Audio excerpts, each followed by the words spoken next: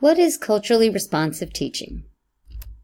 Hopefully you will understand that by the end of this lecture burst. You'll understand what CRT is, culturally responsive teaching. What are the benefits? What are the characteristics of? And what are some examples of culturally responsive teaching? But first, let's look at the definition of cultural competence, and let's look at how culture is used and what culture encompasses when we talk about culturally relevant pedagogy.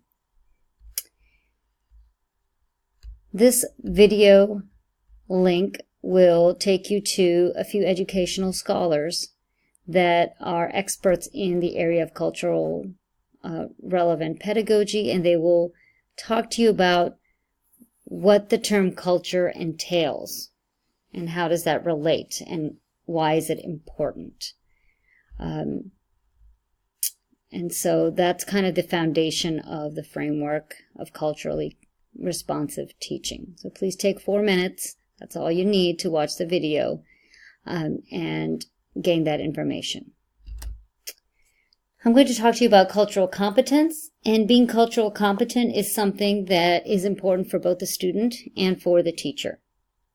According to the National Education Agency, cultural competence is having an awareness of one's own cultural identity and views about difference, and the ability to learn and build on the varying cultural and community norms of students and their families.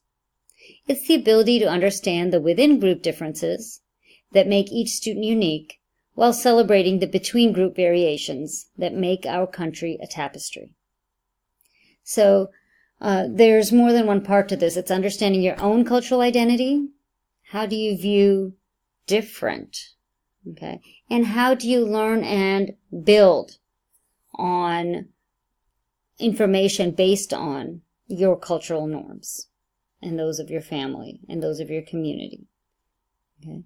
And then as a student, when you're in that classroom, you have to understand that there are characteristics that make you unique within your own community group, your own cultural group, and within the framework of your classroom, which entails so many different variations of individuals. And so that awareness is very, very key, both for students and for teachers. This slide shares some of the important research that supports this pedagogy. It's important to understand, based on Gloria Lansing-Billings' research, that cultural responsive education or cultural relevant education is not completely and solely based on racial or ethnic groups. Global entities and identities need to be considered. Arts, literature, music, athletics, and film are all a part of what is considered culture, and that culture needs to be included in all aspects of students' learning. Tyrone Howard's research shares with us the need for teachers to understand that racially diverse students bring in cultural capital to the classroom, and it's often very different from what's mainstream. In order for us as teachers to connect with and engage these students, we have to teach with cultural relevance in mind. We have to engage them and try to make what they're learning relevant to what they know.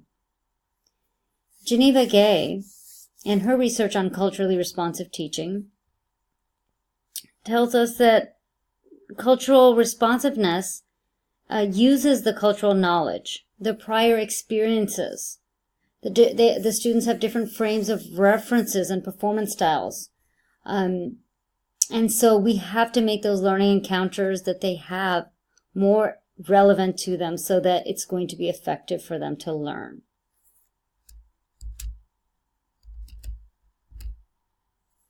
Some of the characteristics of culturally responsive teaching include communicating high expectations.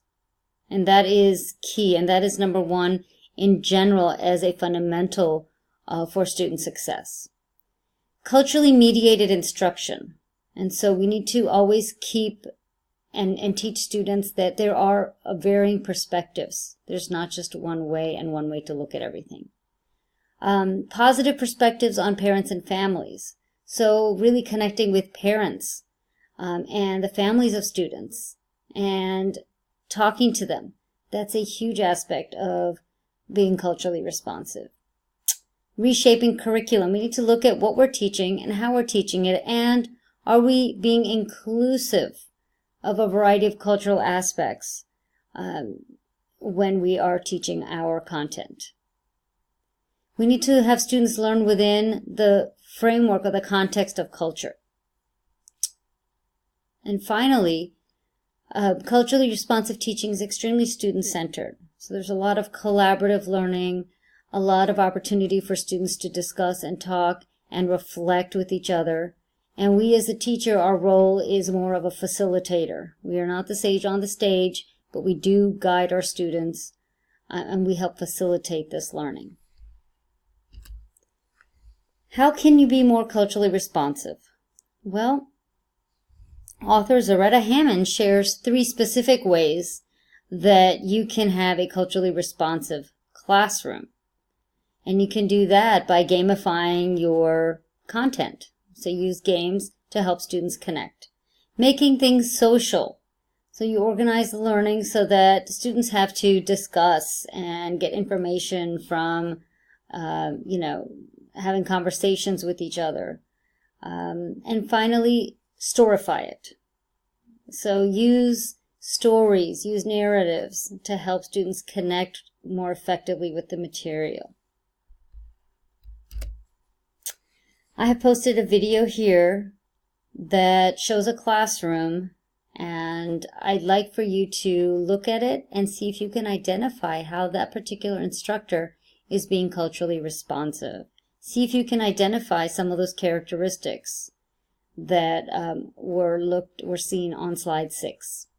And also I have included a link to an article that shares 15 different ideas on how you can be culturally competent in the classroom. So feel free to read through that and see if you can find a few ideas, about 3 ideas at least, that you like and you may want to steal and use into your classroom. Thank you very much.